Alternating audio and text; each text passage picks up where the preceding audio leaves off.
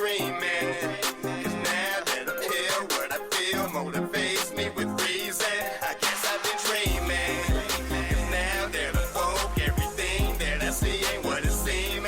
I guess I've been dreaming. 'Cause now that I'm here, what I feel motivates me with reason.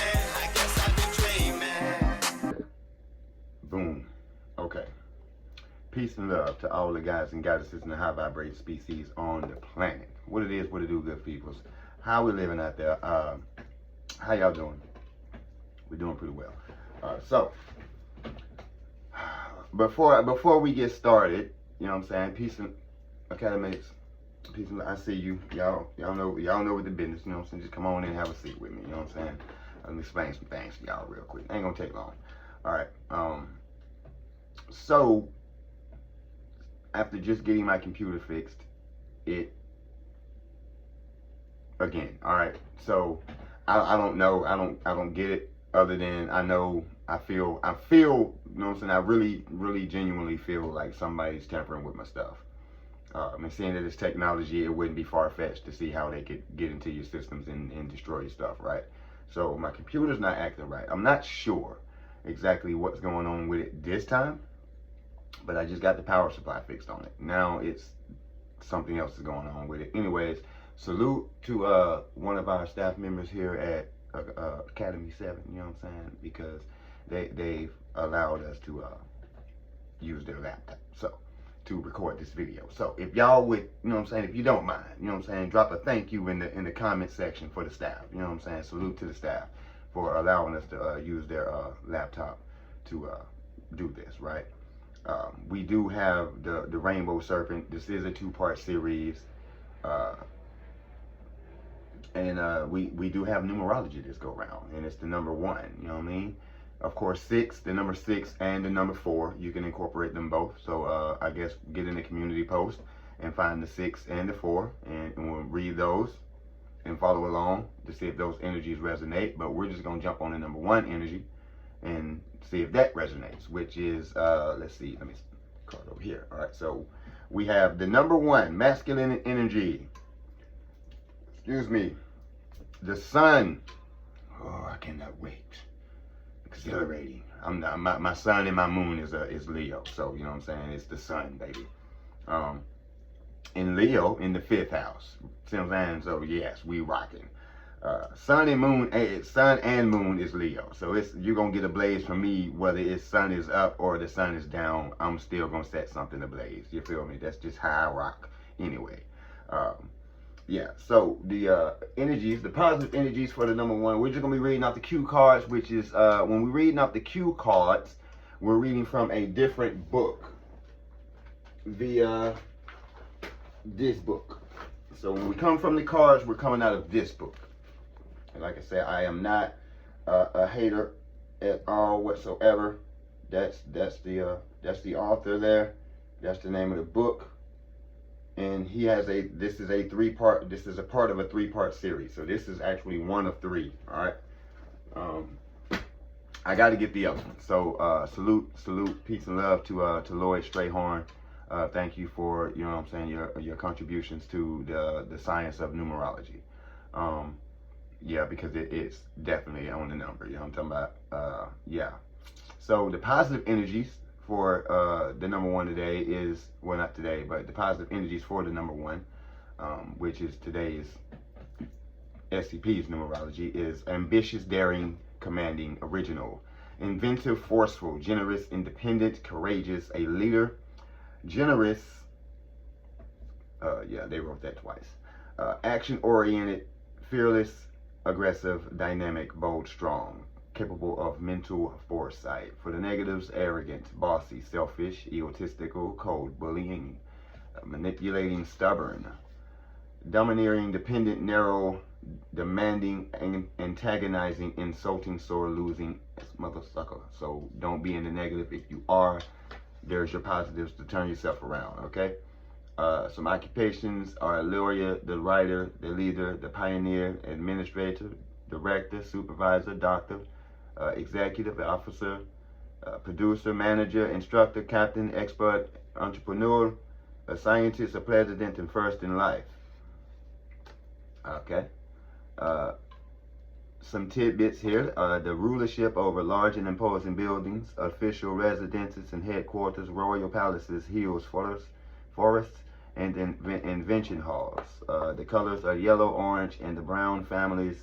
An active principle of self. The Telero, if you are into such a thing, is the magician's card, and it acts as a bridge between the astral realm and Earth.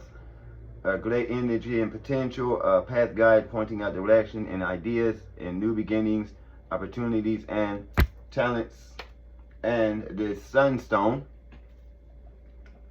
that the stone right there, is the is of course for the sun, and those energies are self-awareness and ego, to be about yourself, leader, bright fire, star, confidence, pride, awareness, expression, active, masculine energy, of course, intense, creativity, consciousness, intuitive, trailblazer, and a sense of self and joy. Okay, the negative side is the egotistical, bossy, arrogant, folly, vain, reckless, headstrong, bragging, obstinate, dramatic, tempered, insensitive, wasteful, self-importance, preening, foolhardy, pompous, some of them. All right. So yeah. That's the numerology for the SCP today. We got 45, maybe, you know what I'm saying, maybe an hour in the clip, you know what I'm saying.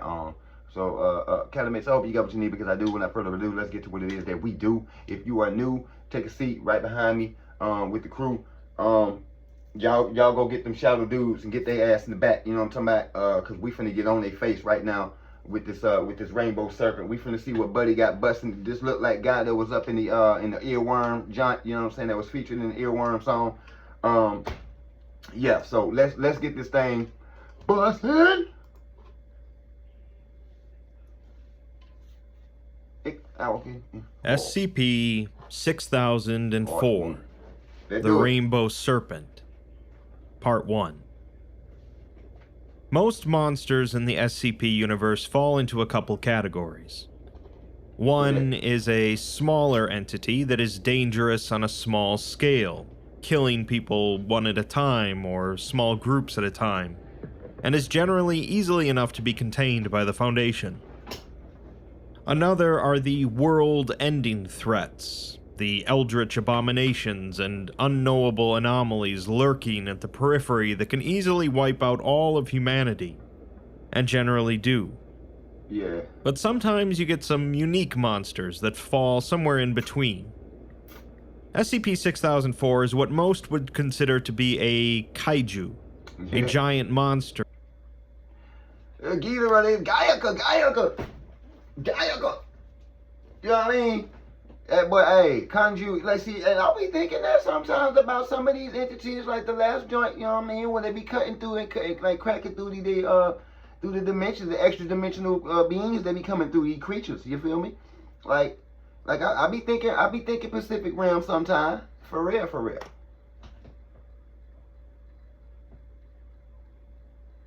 And more destructive than those. It also has a rather particular motive for its destruction. Yeah, and it's this motive that the Foundation is going to have to contemplate as they engage in warfare with it. Let's dive in.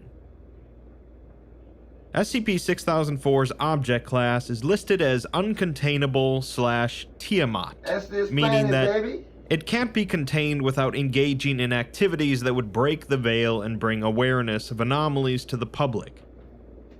The containment procedures expound on this a little, stating that despite their best efforts, 6004 remains uncontainable until such a time that drastically more powerful containment measures. Well, y'all tweet. For one, that's Tiamat. You ain't doing nothing with it, with your itty bitty little mouse. You're doing nothing, little mouse. Trust me, you're doing nothing. All right. This is you. You know what I'm saying? Like holding you up. Like, what are you gonna do, little dude? Like, chill your little ass now. You get somewhere. Get somewhere. That's how she's looking at y'all. You know what I'm saying? And another scale, she's the energy. Her energy is rising. Like, that's what they're not telling y'all, good people out there. You know what I mean? That the energy, the Kundalini energy of the planet is rising. That Kundalini energy is Tiamat. She's about to come out of this planet form and back into her original form. This is the reality of things. This may be the SCP Foundation and how they had to encounter her at one point on a spiritual basis, because what I just said, where we at? We're with the sun, and we're with the magician, and it acts as a bridge between the astral realm and earth, and that's the spiritual world and earth. And spiritually, when you get over there and you encounter Tiamat, she's going to look something like this. Rainbow colors and everything. You know what I mean? Some say she's a dragon, and some say she's a huge serpent being, dragon type. Don't really know yet. You know what I mean? But both stories and all stories that speak of Tiamat speaks of her as being a serpentine regardless. So I think that's probably about the only thing they got right. Is she a serpent without wings? Is she a dragon with wings? Not too sure yet. Speculative, I would say she would be more of this serpent here, and possibly with wings. Who knows? But I do like resonate with the story of, well, not necessarily the story, but resonate with the rising of such energies. And why I say, you know what I'm saying, at times on this video, here on at Academy 7, I say the planet of Tiamat. You know what I'm saying? Planet Tiamat. I actually say that. So, yeah, I resonate. Let's see what they got going with it, though. Containing is time and minimizing collateral damage caused by its current state. SCP-6004 is a massive serpentine entity of variable size, measuring between 0.2 and 1900 kilometers in length, with mass proportional to its length. While its physiology varies from resembling various Australian snakes, its coloration has consistently been primarily black, with dull prismatic stripes running vertically down its length, with a pale underbelly.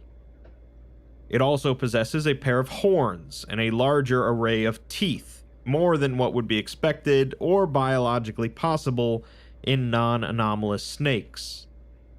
Its horns feature thousands of engraved depictions of wildlife.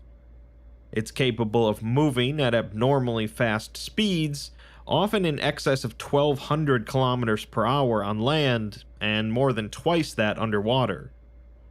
This movement often creates large rifts in the terrain and tsunamis in the water, along with sonic concussions both in and out of the water.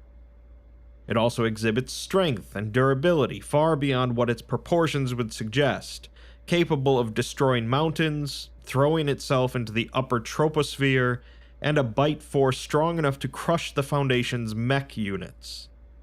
It is also able to fly while in the air in a fashion similar to swimming.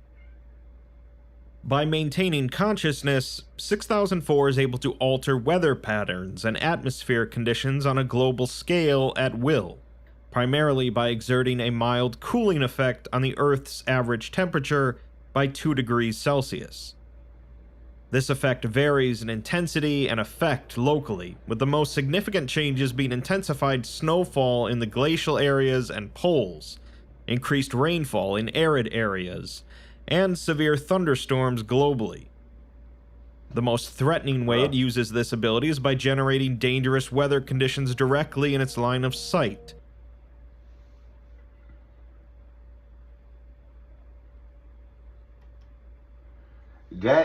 This image is damn near terrifying, y'all.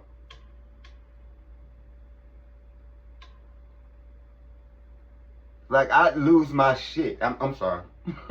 I'm sorry, YouTube. Sorry. And sensitive ears out there, I apologize.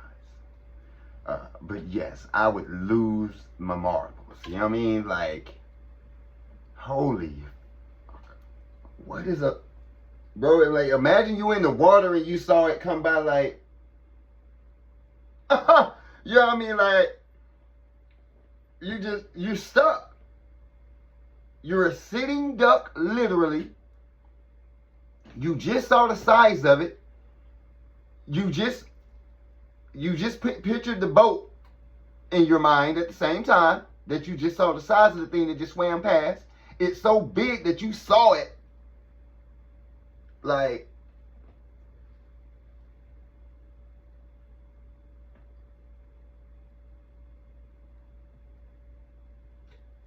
as it's swimming past, you just, and the size of the boat is in your mind at the same time, and you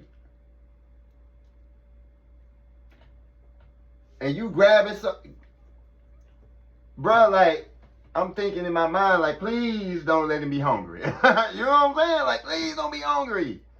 Like, been and ate a rock or something. Like, you know what I'm saying? Or the megalodon or somebody, please have already eaten.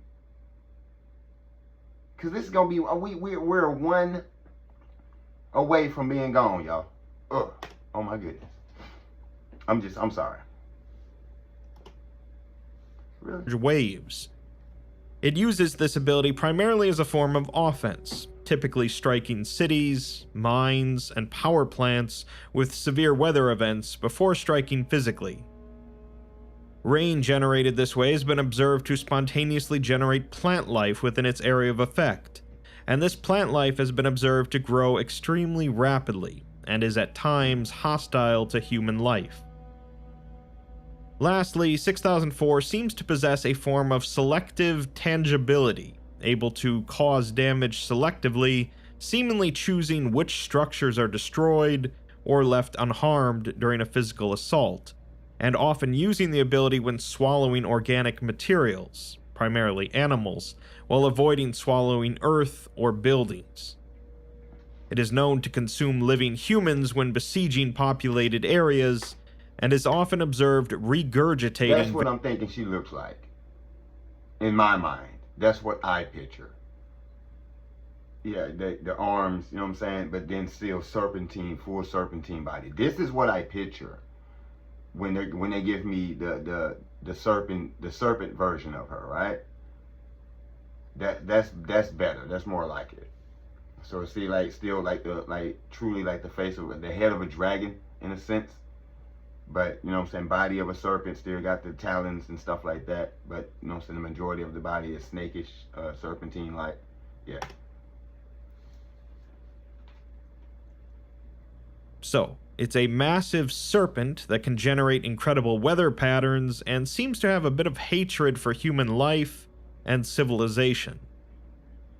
Of course, the Rainbow Serpent is an entity from Australian Aboriginal mythology, often regarded as a creator deity.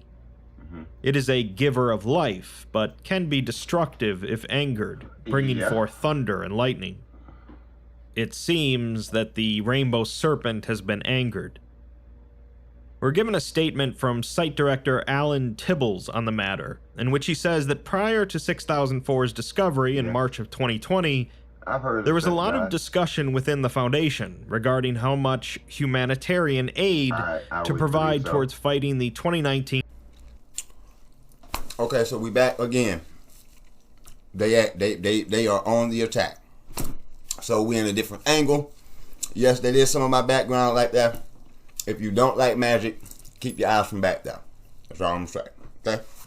That's how we get down. That's how we rocking over here. Okay? So, anyway, let's continue with this. Hopefully we can get through it. If not, I apologize, y'all. This is what happens when you're bringing out truth. You decide what's true or not. But what's going on with all my technology,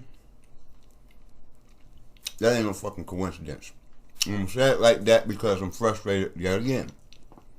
There ain't no fucking coincidence. Now talk to me, Tiamat. Have a bit of hatred for human life and civilization. Of course, the Rainbow Serpent is an entity from Australian Aboriginal mythology, often regarded as a creator deity. It is a giver of life, but can be destructive if angered, bringing forth thunder and lightning. It seems that the Rainbow Serpent has been angered.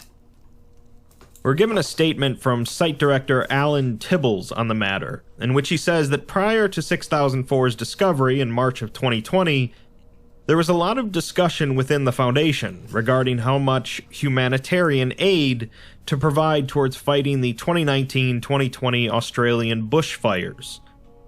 They knew it wasn't their problem to deal with, but it's human nature to want to help one another, and in the case of those at the Australian sites, their homelands. Despite his own feelings towards the matter, those at Site 40 were spread too thin to offer any more than nominal support to firefighters and rescue groups, particularly with the growing concern that they had towards the unusual seismic activity being felt around the Australian continent. They knew it was anomalous, and emails and communications were sent back and forth discussing what to do.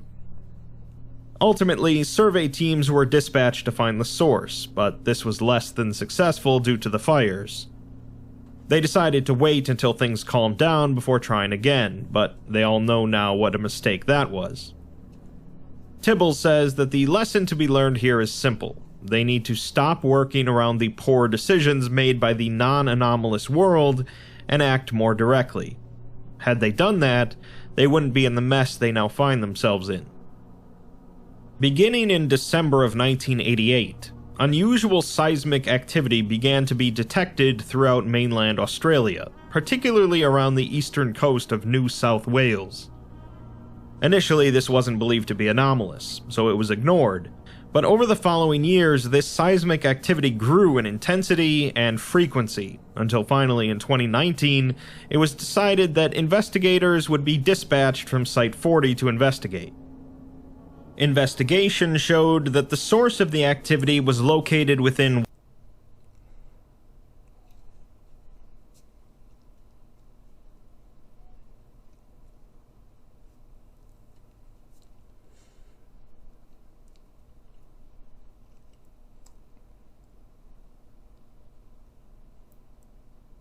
Wollemi National Park, an area comprised of around 500,000 hectares of wilderness located between the Blue Mountains. Investigations were halted before more precise measurements could be taken due to the bushfires, when intense wildfires affected the area in question, and it was decided that investigation would resume upon the fires being put under control. While waiting for conditions to improve, drastically more intense seismic activity was detected from within the area, culminating when firefighter Mark Delaney was reported to have disobeyed orders while attempting the rescue of a panicked civilian who had fled into dangerous terrain within the national park. The subsequent events led to SCP-6004 emerging from a subterranean cavern and departing the area. Foundation investigation into this event uncovered the remains of Mr. Delaney pinned beneath a large granite boulder close to the ruined entrance to a large subterranean cabin, surrounded by evidence of rock slides and an emergence event. His remains revealed a portable video camera worn on his helmet, which captured the events following his attempted rescue of the as yet unknown civilian leading up to the emergence of SCP-6004. In the video, Delaney is working with other firefighters to suppress the fires, in poor visibility. He's requesting support from another firefighter in retrieving a ladder from a truck when an unidentified woman is seen running towards the flames. He calls out for her to stop, but she appears unable to hear him and is in a highly panicked state. She continues into the woodland at speed, with Delaney giving chase. Another firefighter can faintly be heard calling for him to stop. The woman is heard calling out to someone named Jamie as Delaney enters the woodland, obscuring the camera's view with smoke and embers. He continues chasing her, occasionally swearing, falling once but continuing after her. He occasionally loses sight of her but continues running for another minute and a half before entering a clearing on the edge of a ravine. Past the ravine, a mass of flaming wilderness can be seen, and the woman is cowering at the edge. Delaney approaches the woman, grabbing her and examining her, but she appears hysterical and unresponsive to his questioning. He lifts the woman out of frame and turns to begin carrying her back, but the camera swings over the edge of the ravine and shows a large reptilian mass partially exposed by a fissure in the ground. The reptilian mass then shifts, with the movement seemingly causing another earth tremor. Delaney stumbles, hanging onto the ground, as a jutting ledge on the opposite side of the ravine splits from the surrounding earth, with several flaming trees falling onto the scaled mass. The mass flinches away from the burning vegetation, and much more severe tremors begin. An extremely loud roaring sound can be heard, cutting out the audio for the remainder of the footage as the scaled mass retreats beneath the earth. The camera then looks towards the sky, showing several lightning flashes through the smoke as rain begins to fall. The earth tremors worsen, and the camera moves back to the ravine to show a much larger mass emerging from the earth, resulting in the upheaval of a significant quantity of stone and earth. Frame-by-frame analysis shows that the mass is the head of SCP-6004, on fire and visibly roaring. Delaney and the woman are thrown back, with the camera pointed to the sky. The serpent can be seen rising into the air before disappearing in the smoke. Torrential rain begins to fall into the frame, and the flames recede. Following the emergence of the serpent, severe thunderstorms rapidly formed over the areas affected by the bushfires, effectively dousing them by mid-March. While the Foundation began to track the serpent, investigation revealed that areas affected by these thunderstorms began to exhibit anomalously rapid plant growth. Additionally, both Foundation and mundane weather monitoring organizations detected a reversing of global warming trends. Initially, the serpent remained... Oh, that was a tattoo shop. Okay, I was trying to see what kind of room was that. I saw the roses all over the place. My mind was on something else. And then I started looking at all the flash all over the floor and stuff.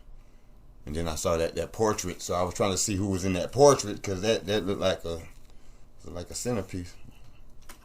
Airborne within these thunderstorms, which progressively expanded in area and began appearing further and further from the location of its origin point.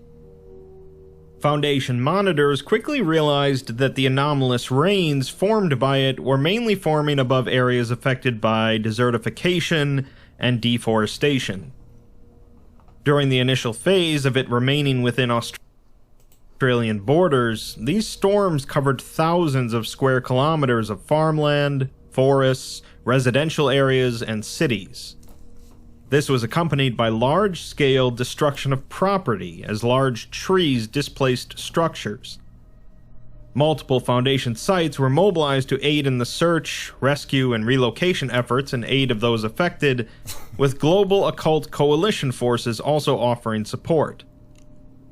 Meanwhile, multiple unsuccessful efforts were made by the Foundation to neutralize the serpent, which had been determined to be the logical cause of these events.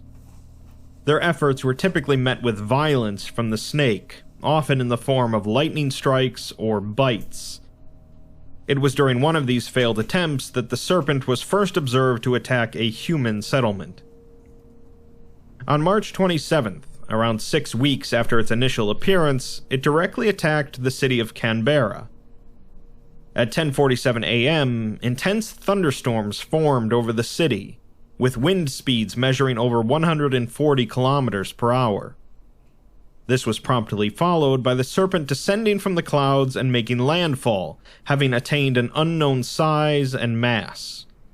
It proceeded to strike and bite the ground across the city, swallowing a great measure of infrastructure as well as the city's inhabitants. Notably, it targeted Parliament House in particular, flinging most of the building and its occupants into the air with extreme force, with some debris and individuals later being seen orbiting Earth. This attack prompted response from multiple Foundation MTFs, Damn, including she threw both your ass in space. ETA-5, Jaeger bombers, threw you to and space, homie. PAL-5, Samsara. But by the time of their arrival, Why is this thing? Hey man, what in the holy what is the what is this, bro? Like, come on, man. the Serpent had departed and Wow. 74% of the city was destroyed, with 197,000 people missing. No bodies were located, and survivors were subjected to mass amnesticization with the cover story of an asteroid impact.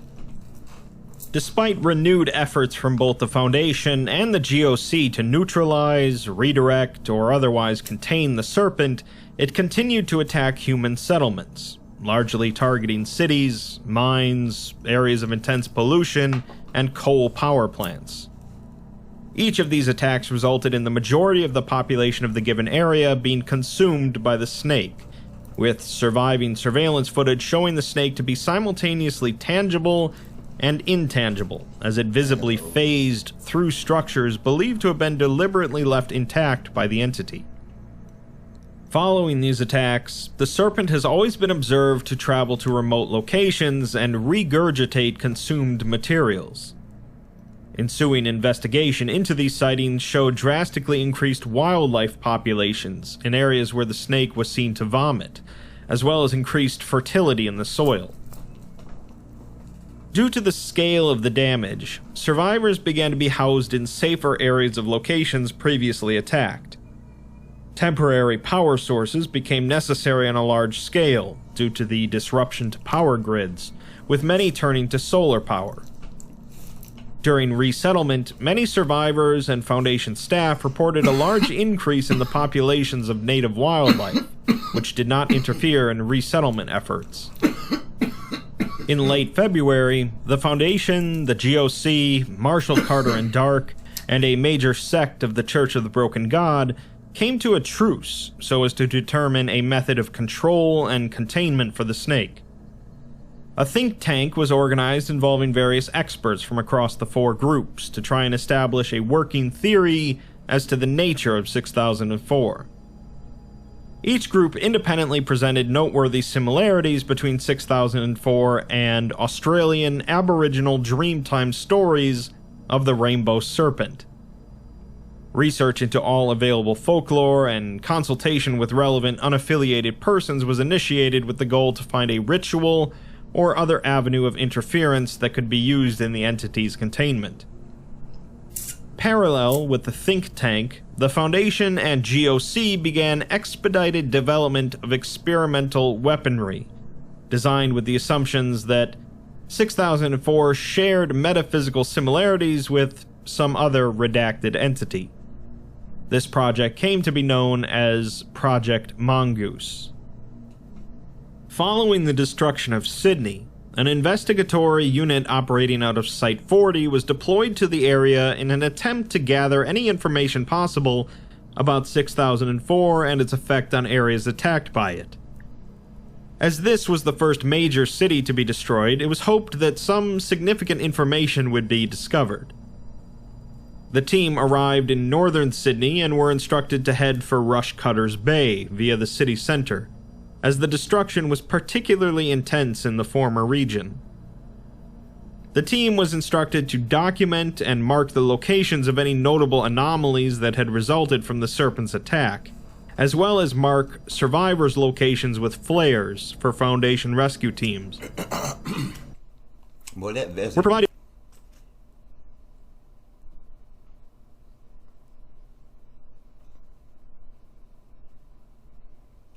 I was gonna say that vegetation has grown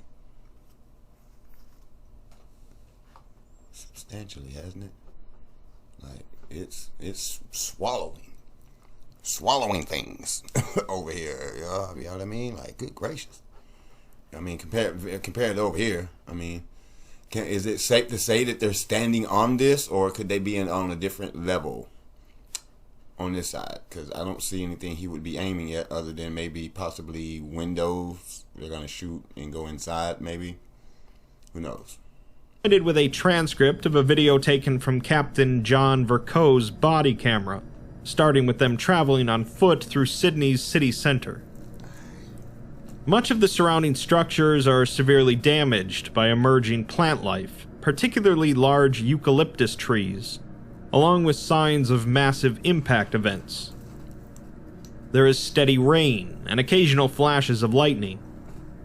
One agent is using a chainsaw to remove fallen timbers from their path, and as they continue on, they notice a number of koalas within the treetops looking down at them, noting that they definitely weren't living here before. They see wildlife frequently as they continue, with the animals universally avoiding the team, except for multiple snakes, which raise their heads and watch the team pass. Suddenly, they see a large mass moving behind some vegetation, so they attempt to flush it out by tossing a stone. There's a dull thud and a deep grunting sound from the bushes as the creature begins moving towards the team, forcing them into cover. A large, brown, furred quadruped emerges from the bushes, approximately 2 meters tall, snorting and grunting.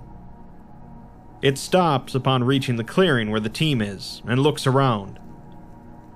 One of the team asks if it's a giant wombat, but Command has no knowledge of it, with one researcher commenting that it looks like reconstructions of Diprotodon, an extinct giant wombat. It begins to snort and throw its head in the air aggressively, pawing at the ground and approaching one of the agents. He aims his weapon at it and begins backing away, but the animal follows. The captain tells him to slowly back away and to stop shouting, so he does so. The animal stops before roaring at him, and after a moment, it snorts and begins eating grass before returning to the bushes. The team decides to keep moving, as they don't want to be here if the serpent comes back. They continue towards Rushcutter's Bay, eventually reaching the edge of a large crater formed by the serpent striking at the earth. Trees and vines can be seen growing visibly larger within the crater, and kangaroos are foraging among the area. One of the team asks how big the snake has to be to do this, with the captain responding that it varies between 400 meters to over 1,000 kilometers long. Verco tells Command that they're going to need to detour around the crater, with Command advising that they've detected movement in the trees and buildings above them. They continue along the lip of the crater, before coming to a ruined apartment block overhanging the edge. A group of large kangaroos, approximately 2.5 meters tall, are grazing beside it, looking over at the team. The team goes around them, as a researcher at Command says that these are an extinct, short-faced kangaroo. One of the agents then spots a moderately large animal emerging from a hole in the wall of an apartment building, its eyes reflecting the light into the camera. The team takes cover and aims their weapons toward it as it slowly climbs down the side of the building towards the kangaroos. One of the team remarks that it looks like that thing up in Canada, referencing SCP-4715, but the researcher says that it's a marsupial lion, a powerful predator. The animal proceeds to drop from the building onto the back of one of the large kangaroos, Well, we got a lion? grabbing it and biting it around the neck. The others scatter rapidly, fleeing into the trees, as the lion kills the kangaroo and drags its carcass back up the side of the apartment block. 2 smaller marsupial lions can be seen at the edge of the hole where the larger one emerged from, vocalizing loudly. The rest of the team covers the captain as he moves to recover the kangaroo's severed head, and as he picks it up and moves to place it in a containment pouch, one of the team notices something quite odd about it. The head of the short-faced kangaroo bears a tattoo on its brow ridge, consisting of the words, "Live, Laugh, Love," and a stylized human skull. The log ends here, and following review of the footage, the tattoos were matched to those on John Barry. You know what? Never mind. I gotta save that. A tattoo artist whose body was not recovered following the snake's attack on Sydney. It's now believed that all animals emerging in the wake of SCP-6004 attacks are people that have been transfigured into wildlife within SCP-6004 before being regurgitated. So, not only is there a massive snake rampaging across Australia, it's also swallowing people by the thousands and turning them into various forms of animals. It seems like a very difficult task for the Foundation to keep this all under wraps, and on June 5th, Site Director Alan Tibbles released another statement, which reads, "Things haven't gone well. From the total loss of Australia, the discovery that it's eating us and vomiting us up as animals, and the veil of secrecy being annihilated, it has been a bad few months. I know many of you don't believe that we can turn this around, but you're wrong. The Foundation has always managed to tip the scales back to our favor. Time and again we have contained the uncontainable, and recontained it when it escaped. We have saved humanity time and again from extinction. Have you? We have handled the whims of mad gods and bent the will of world governments. We have restarted the world a time or two. So I say this. We will rebuild what this snake has destroyed. We will find its weakness, and we will lock it away. Courageous. We will begin again, using anomalous means until we're back on our feet. Dynamic. And when the work is done, we will help the world to forget the horror that we have faced these past few months. Mental foresight. But right now, the big job is still ahead of us. We are continuing to build upon our weapons and containment experiments. We are learning more every day about SCP-6004, and we are getting closer to the answers we need. I just need you to dig deep and do our part in bringing this thing down. Dig deep. Yes, it has shrugged off all our efforts thus far. And yes, it is attacking settlements on a near global scale now. But now the veil is down. We don't have to pull our punches anymore. We can throw all we have at it. We can take what we have learned in this document, forge it into a weapon, and use it to win. So now... How? You gonna use what? Brother, everything that I've heard thus far ain't about to get you damn place. But reincarnating as a damn animal is what it's about to get you. So go ahead. Go ahead. You ain't stopped it yet. So what we doing? Now it seems that the snake has gone beyond Australia and is attacking places across the world. Sorry. What we gonna do, folks? This is pretty bad, obviously, but now the Foundation can really go after it without worrying about keeping things a secret. In the weeks following the destruction of Sydney, 6004 went on to not only attack all other major Australian settlements, but extended its range into Asia, Europe, Africa, and Antarctica, where it behaved similarly. While the Foundation and the GOC did make hundreds of attempts to stop, incapacitate, neutralize, or otherwise contain it through various means, including, but not limited to, the use of mechs, L-guns, high-energy concentration orbital railguns, and Class Sigma autocannons, it continued to attack settlements with impunity. The death toll so far is believed to be in the billions. Worldwide, it has now lowered the average global temperature by 0.7 degrees Celsius, replenished glacial and polar ice, and refilled depleted lakes and river systems. Much of the world's deforestation has been reversed, and dozens of species of wildlife have been declared to be no longer endangered or extinct. It's estimated that over 40% of human metropolitan areas have been rendered uninhabitable within 6004's area of effect, and relocation projects have been made a priority. Yeah. Due to the Serpent's targeting of dams, coal fire plants, and large cities, numerous temporary solar power arrays and nuclear power plants have been erected worldwide to cope with power demands. And both the Foundation and the GOC have resorted to anomalous means of food production to aid in the supply of rations to refugees. The handling of governments worldwide has become a priority, as many nations have moved to defend themselves from the Serpent militarily. The GOC has volunteered to use its UN channels to manage the issue, with the focus being on ensuring global government's priority is on the rescue and shelter of citizens rather than the bolstering of military forces, which has thus far proven ineffective at best and provocative at worst. While media suppression was possible in the weeks immediately following the snake's emergence, albeit extremely difficult, the expanding area subjected to the snake's attacks has made it impossible to conceal.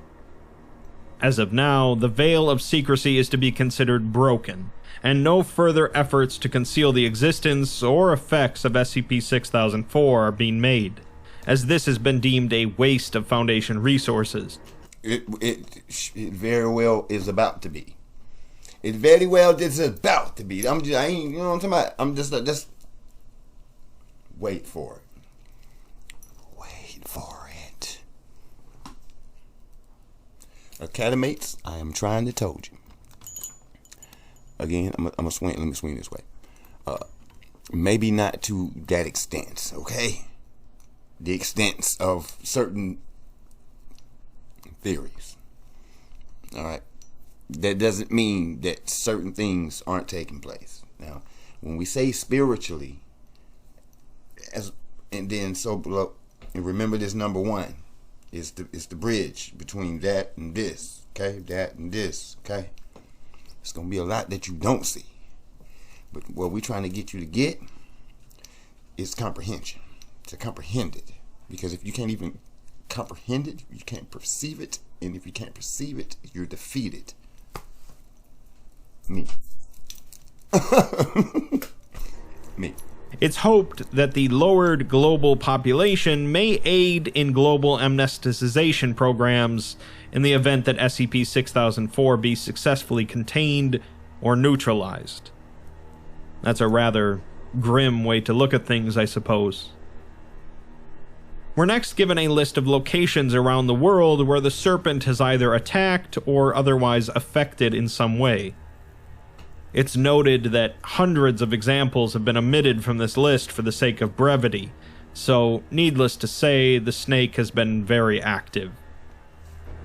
In Canberra, Australia, 6004 landed on the city and rapidly struck at it with its mouth, accompanied by hurricane-force winds and thunderstorms. The death toll was nearly 200,000, and the snake appeared to target Parliament House in particular, a trend seen reflected in subsequent attacks on capital cities. In Sydney, 6004 remained in the clouds, only striking the ground occasionally while tsunamis flooded the city. Over 3 million were lost, and the offices of major mining and oil companies were specifically targeted with physical strikes from the snake, as was the area of Rushcutters Bay, with temperate forests rapidly taking hold afterwards. Over in Hong Kong, the Serpent directly attacked the city after multiple days of severe storms and monsoons. It dropped its tail into the sea and swept multiple massive waves at Hong Kong Island before landing its entire mass between Hong Kong Island and Kowloon. Over 6 million were lost, and multiple waves were reported to exceed 200 meters in height. Despite the thoroughness of the attack, however, multiple skyscrapers remained standing. On the flip side, the Aral Sea between Kazakhstan and Uzbekistan was refilled by rainstorms over a period of 9 months. Lightning strikes and flood damage caused much of the Soviet irrigation systems responsible for the drainage of the sea to be destroyed, allowing water flow to return to pre-Soviet routes. A perpetual rainstorm has also now formed over the Great Pacific Garbage Patch, with plastics and other debris hit by this rain being observed to transform into multiple different forms of marine life, including fish, cetaceans, coral polyps, jellyfish, and something redacted from the record.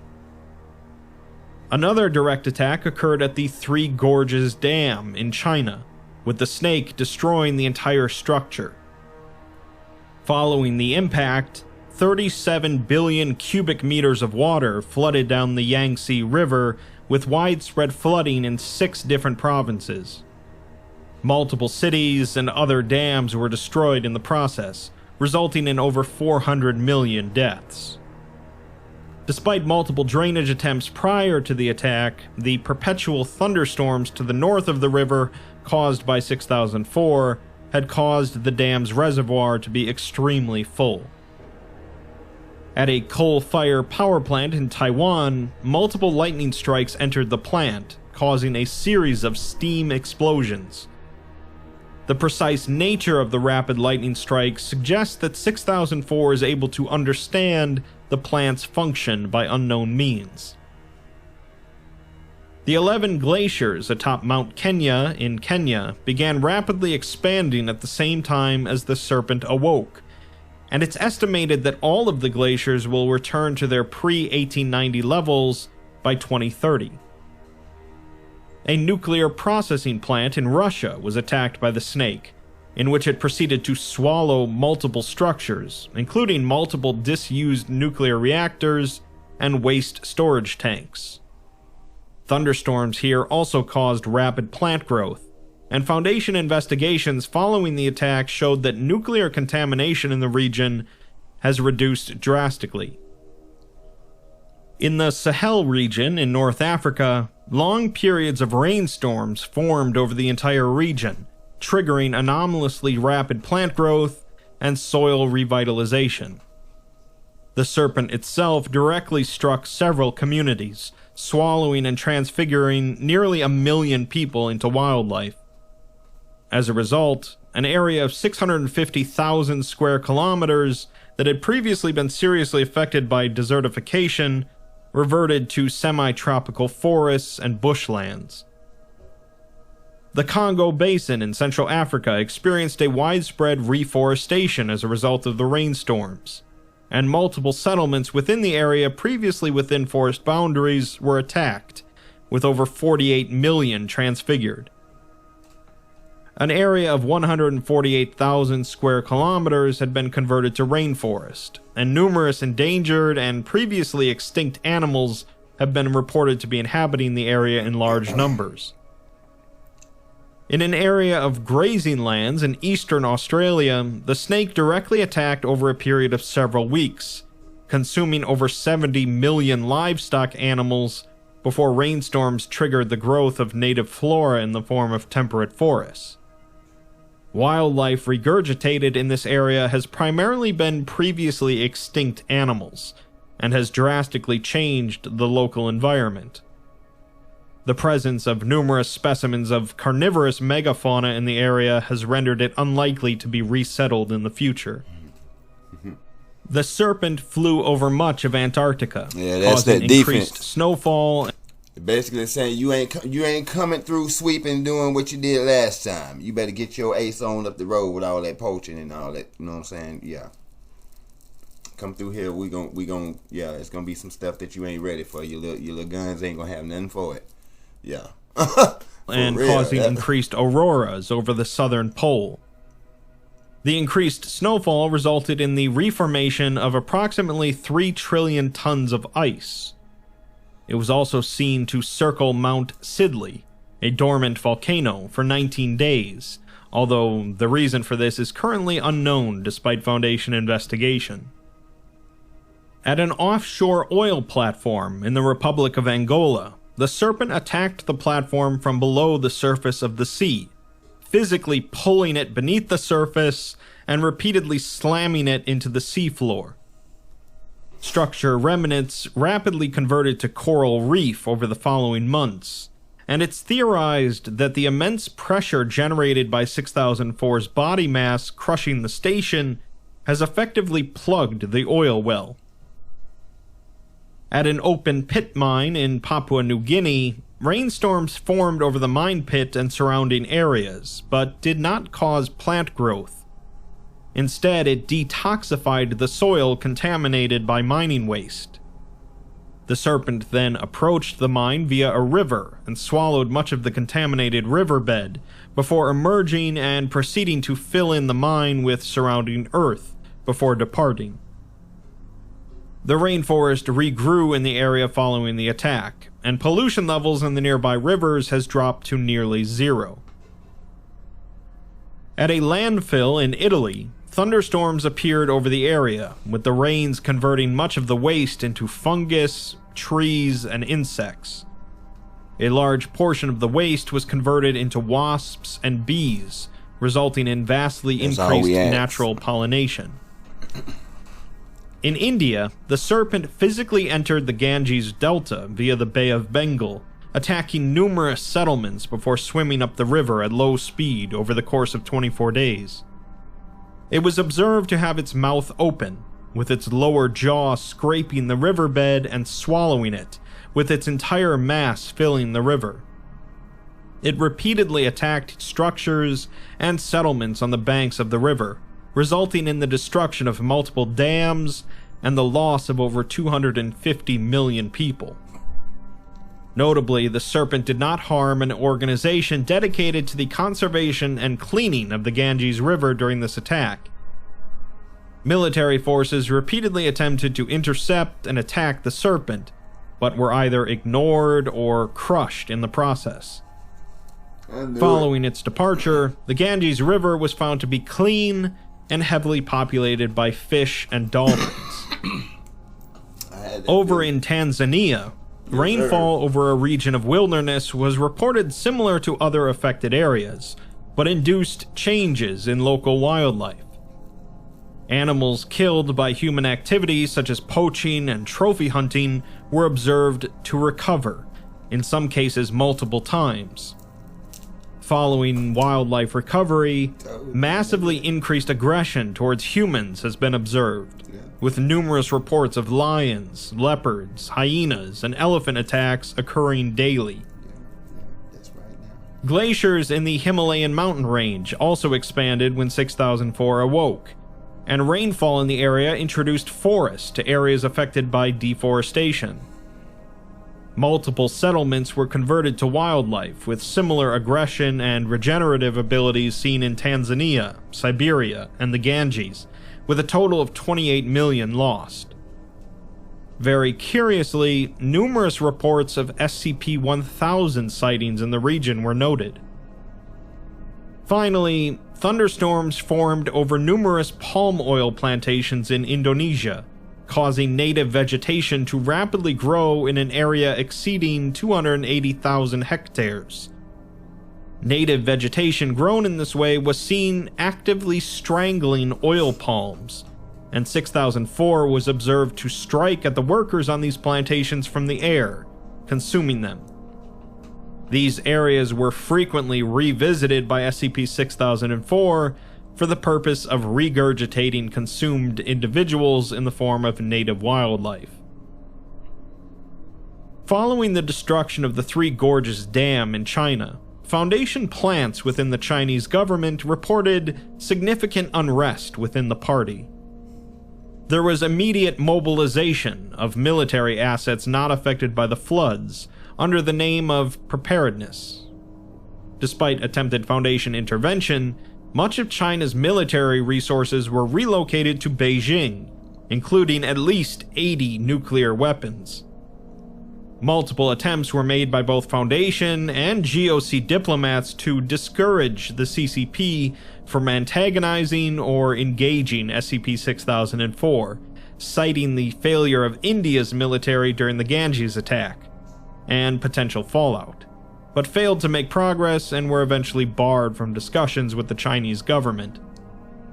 Multiple plants remained within the party and continued to relay information to the Foundation and GOC.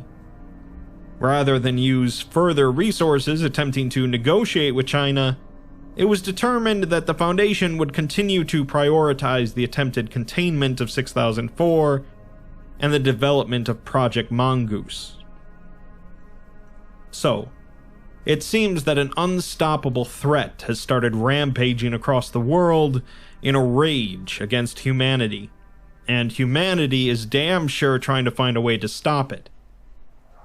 Keeping something like that under wraps was pretty much always going to be a lost cause, but the Foundation's usual MO in a situation like this is to neutralize the threat and then get things back to normal through whatever means necessary. The only issue is if they can't neutralize the threat. It's very likely that nukes are going to make an appearance soon, and we'll just have to see how effective the Foundation's Project Mongoose is. Chances are that it's not Godzilla, but it could be. Look here, Academates, that is the video. Hey, listen, if you got here with me, because they are fighting. They are fighting this academy. See, now y'all see why it's academy, because you know what I'm saying, we gotta learn how to do and get back on their age. You know what I'm talking about? Look here. Tiamat ain't playing with y'all. No games. Now, it's the irony, because I don't do coincidence. That's me, myself personally. I don't do coincidence. So the irony here is the fact that this was discovered in 2020. Now, I would go on the whims to say that certain peoples and certain groups and organizations already knew about Tiamat, right? Now, the things that are taking place is I pretty much knew that was going to happen. That's why I spoke on the poaching before he actually said poaching. You know what I'm saying? I kind of figured that was going on. It's what's going on now. It's the raising of the frequency. But in this case, it's spiritual in nature, but they're physically going through this. In this realm. Let's just say it like that. Let's just say in this realm. In that particular realm right there, they're actually physically going through it. Now, we can easily say that that's feasible because we got multiverses, right? So in this verse, we may not necessarily see it with the two retinas, right? Okay.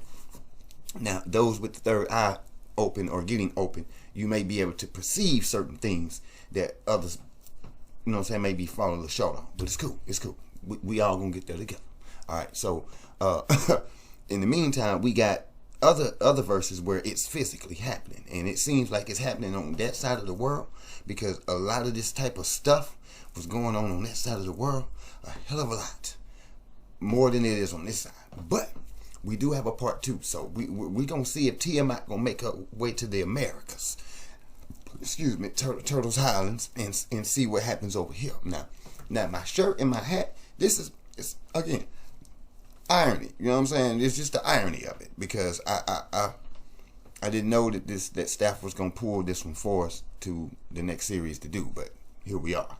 And it's like I said, it was featured in the Earworm, you know what I'm saying, the song and the rock band music generating machine, whatever you have you.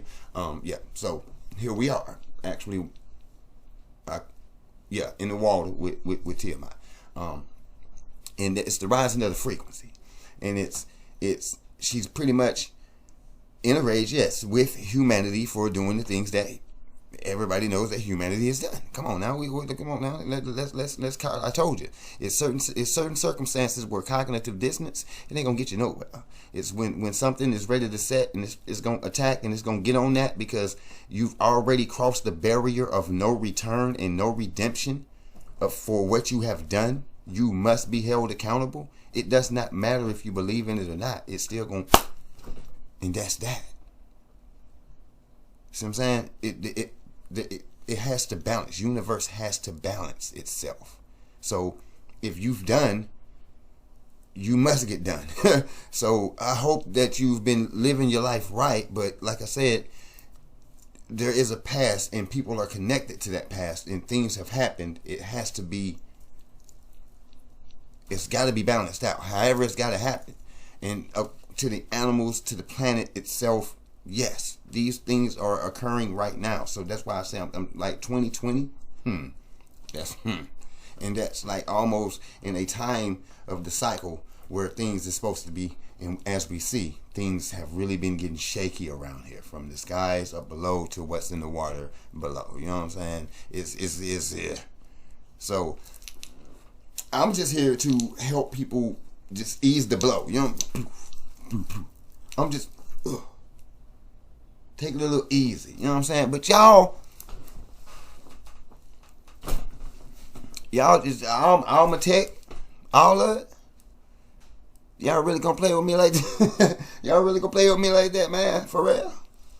But look here, we pulled it off. You know what I'm saying? We went from that one to a laptop that just kept going to over here. You know what I'm saying? So we know you're not going to stop this. All right. So academics, you know what I'm saying? We got part 2 coming tomorrow. We're gonna see what busting. We're gonna see what Tiamat gonna, you know what I'm saying, when it's gonna stop, if she gonna stop, if she gonna make her way over here, you know what I'm saying? If not, I think I know why, but we gonna see. I ain't gonna throw out no, you know what I'm saying? We just gonna see. You feel me? As of now, there's some people over there that's some bad folk, and they've been doing some stuff, and I'm sorry for all those that's innocent, you know what I'm saying, ish. I'm sorry for what it's worth. You know what I'm saying? That it got to go down like this, but that's why that we seen this on the wall that said stop lying. Because if people were aware of such track, you know what I'm saying, and how it really, and why and who and why, a lot of this stuff wouldn't, you know what I'm saying, it would be better for it could have already been better for everyone, no matter race, creed, gender, doesn't matter. It could have already been better, but for so many lies and so much kickback at us for seeing it, for finding it, for being aware of it, waking up to it. We're being blamed for waking up to your lie. Come on, bro. And this is what you do. You just come on, bro. Don't make sense. Head on a swivel out there, academics. You know what I'm saying? I appreciate y'all stopping by. I appreciate y'all standing strong with me. You know what I'm saying? Rocking with the academy. Yes, sir. I appreciate that. We really do over here. You know what I'm saying? So on behalf of myself and Academy 7, we do humbly appreciate y'all for rocking with us. You know what I'm saying? Because it's I mean, who knew?